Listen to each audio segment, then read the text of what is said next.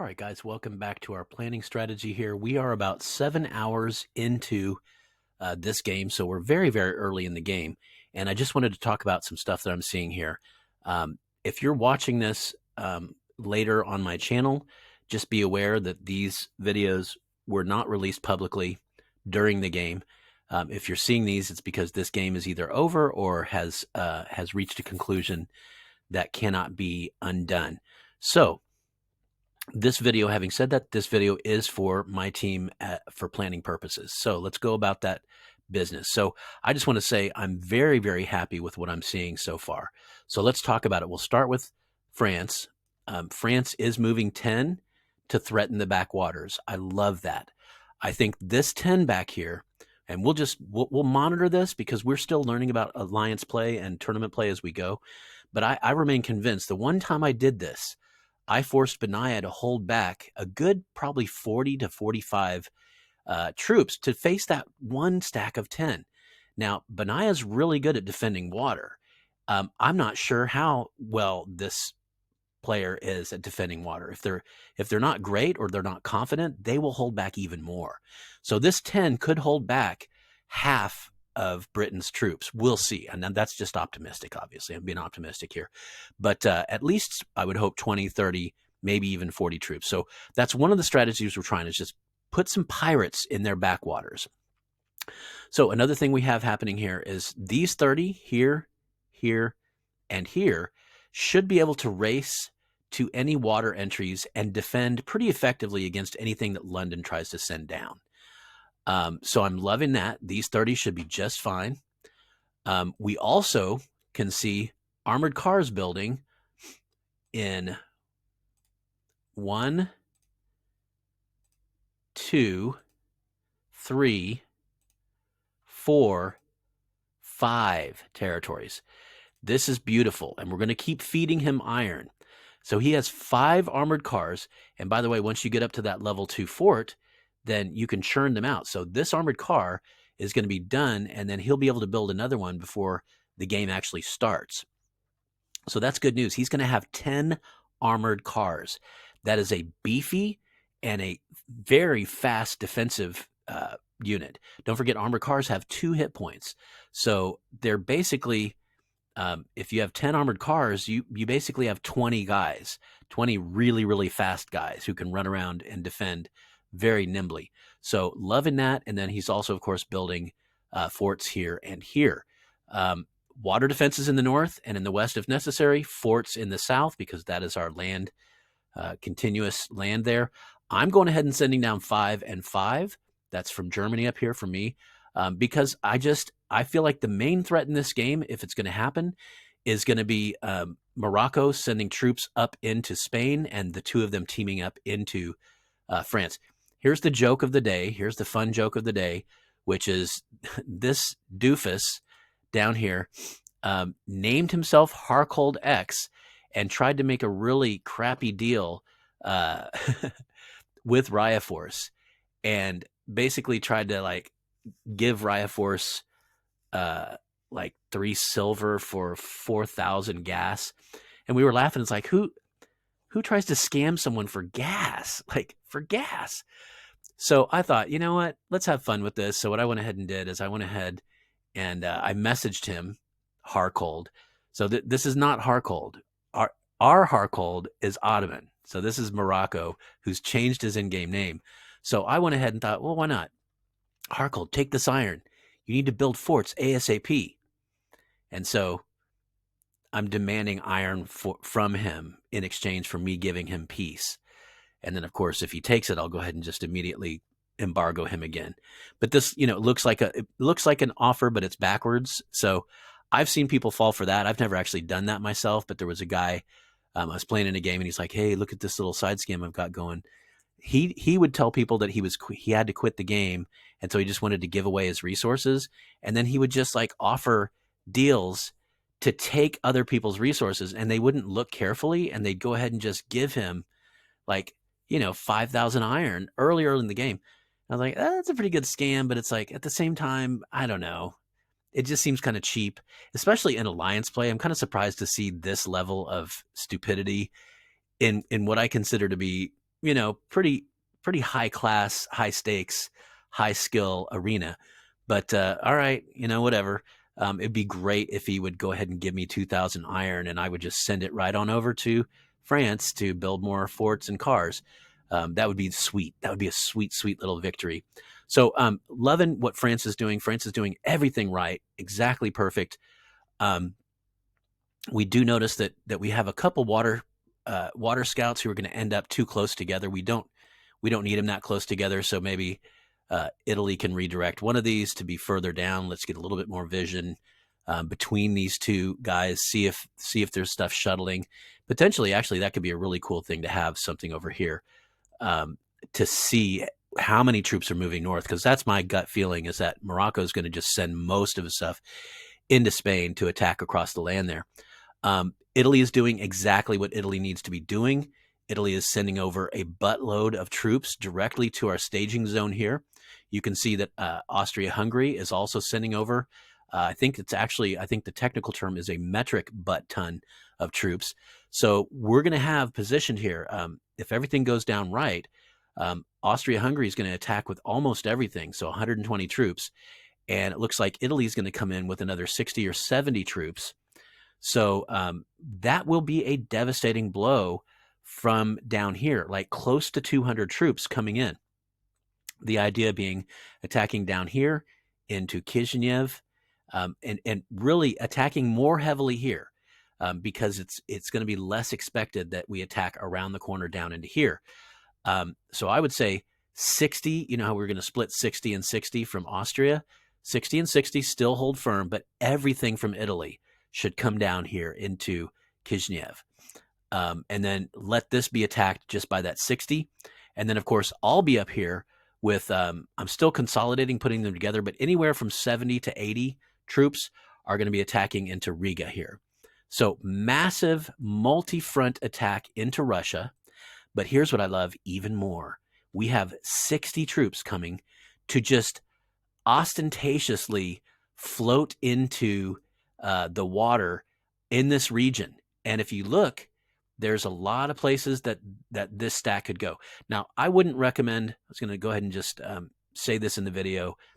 There was some talk with Harkold about should he place some men over here. No, I wouldn't put him over there, although that does certainly threaten that extra land attack.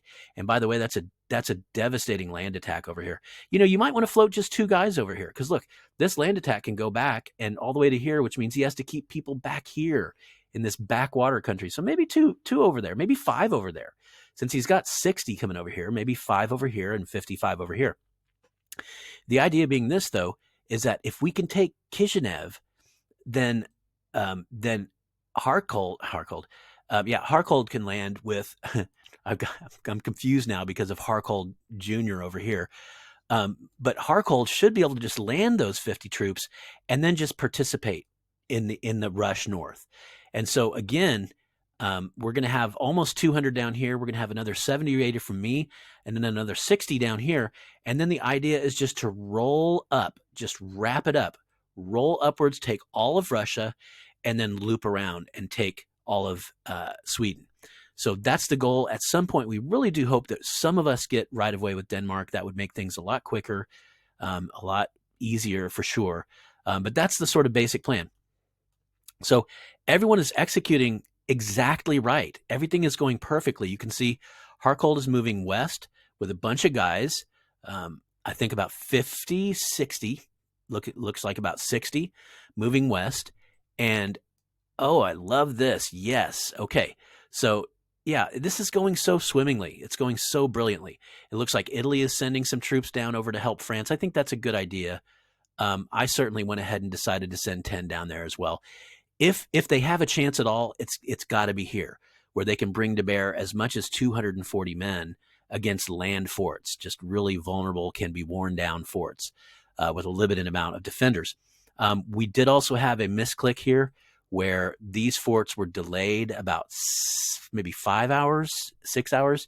So they are going to develop to level 2 a little late. And that's somewhat unfortunate, but we're just not seeing a lot of movement from Spain. They're not even sending out scouts to the border like you'll often see. So it'd be great if we could get those covered up into a level 2 so that they don't know who's in there right? That would be really, really nice to have that available to us. These are still hidden up here, obviously. Since this is hidden from us, then we are hidden from them.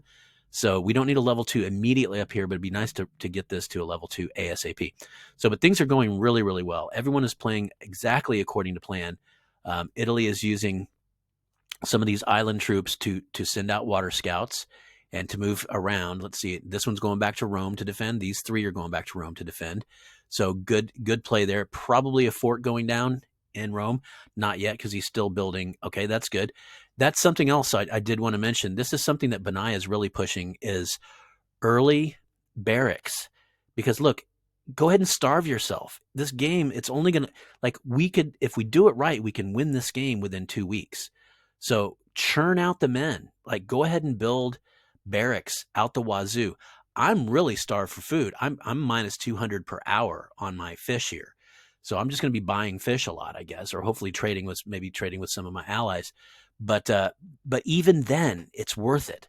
This is not, we're not playing a long game here. Alliance play is different. We're playing a very quick alpha strike. I've heard it called alpha strike now. I think Benaiah might have coined that or heard that. It's a good way of putting it, because you got to strike first and you got to strike hard. So we're got to play according to that, and hopefully we will develop nuance. We'll get better at this. What we saw from Golden Wind was them repositioning troops from one country to another. So I love that we're doing that. I love that Harkold is bringing troops over to Italy to defend here, so that Italy can like quickly send to the front. That to me is that higher level of play that we're starting to bring to this game. So I'm loving it. I do have enough to defend the shores up here. I'm pretty confident. And I am sending a stack of 10 over here. I can already see that there's nobody here in Gothisburg. So a stack of 10, I might divide, put 5 over here and put 5 somewhere along this coast up here, or 5 up in northern England, just to threaten. It's such a great threat. It's such a good threat to have. So we've got right now 3 groups of pirates. One here that's coming from Harkold. We have one that's going to mass up here, and then our third that's going to mass up here. Now, the last group, which I love, is right here. This last group is going to come and hover above Western Morocco and, sail back and forth, whatever it takes to freak Morocco out. Because Morocco can't send 110 guys up to invade if he feels threatened along this coast. So we're doing a lot of stuff on a lot of fronts, and I'm loving it. I think if we can pull this off, we've got to win. I really do feel like we've got to win here. So really, this video almost didn't need to be made. Everybody is executing perfectly. One thing I would like to do is, when we finally make our attacks, what I'd like to do is time them so that they land as simultaneous as we can. Now that's going to be a little bit tricky if he's only going to have one guy at the border. So we can kind of smash through those. But I think we all have the premium account, so we all have the ability to time attack. We have to delay attack. So I'd love to be able to say, hey, this attack is going to land at 2200 GMT, or whatever they call it now, NST, Nerf Surf and Turf time, but whatever. In any other words, like, why not move it to that next level of we're literally attacking, and not exactly at the same time. It doesn't have to be exactly at the same time, but remember, as each attack lands, they freeze the troops in place. So as I attack into Riga, that's it. Riga is occupied. And now Kiev is occupied, and now Kishinev is occupied, and no troops can shuttle back and forth. Everybody's locked in place. So that, of course, is the advantage of attacking simultaneously. It'd be really nice if we could knock out Kishinev here and let Harkold land with that 55 troops over here. If nobody comes to meet him over here, I say take your 5 troops on the road. You don't have to even attack. In fact, you might want to kind of hang back, but just, again, pressure Russia. Poor Russia is just, and that's why we chose Russia, is the only country that can help is Sweden over here. And Sweden, I'm not seeing any boats in the water. That's really, look at this. We have another completely unpopulated territory. So I might be losing my mind, but I think Sweden's going to do the whole, oh, let's march them up and around. And Benaya can tell you from the game that we played that against Raya, Raya was over here in Russia. It just took, he sent from Great Britain and Sweden sent, and it just took too long for them to get all the way around. So it's a long, long country and a long hike around, especially if you don't get right of way with Denmark here. So I was worried. The one thing that could really, really screw us up is if Sweden sent just by boat straight to Riga, just boom, straight to Riga. I'm seeing no evidence of that at all. In fact, I'm seeing unpopulated. I see now 2 unpopulated, completely unpopulated regions here.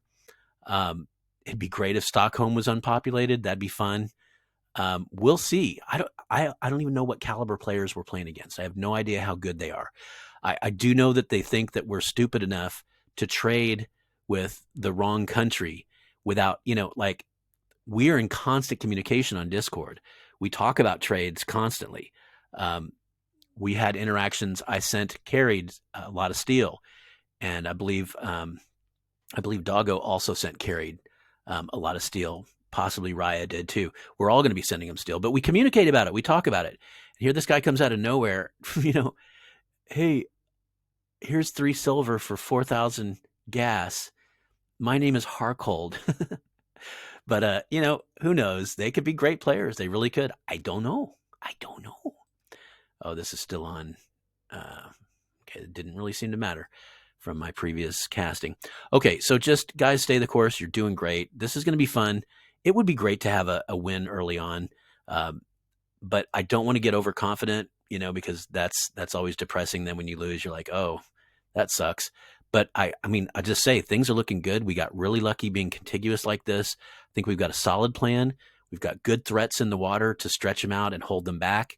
And I think we've got a good domineering alpha attack happening in the east here. So I'm pretty stoked. I think things are going well. I have to say, too, I love Benaya. He's a great guy.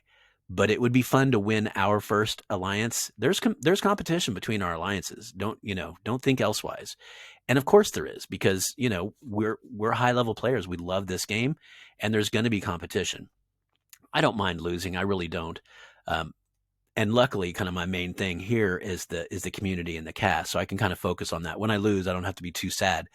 But it would be still cool if we won the first match and they lost the first match. Now, I would actually prefer for both of us to win, because I want us to progress deeper into the game. And I think that really needs to be that we win all of our early matches. So really the best case scenario would be that we all win. That would be ideal, really. So, but it would be, let's put it this way. It would be fun to progress further into the tournament than they do. Just, bragging rights. That's all there is to it. So, all right. Thanks for checking in. We'll see y'all next time. I think I'm going to do one more video just to do a last minute sort of before the game starts. And then we'll jump into the game and just wham, bam. Thank you, ma'am.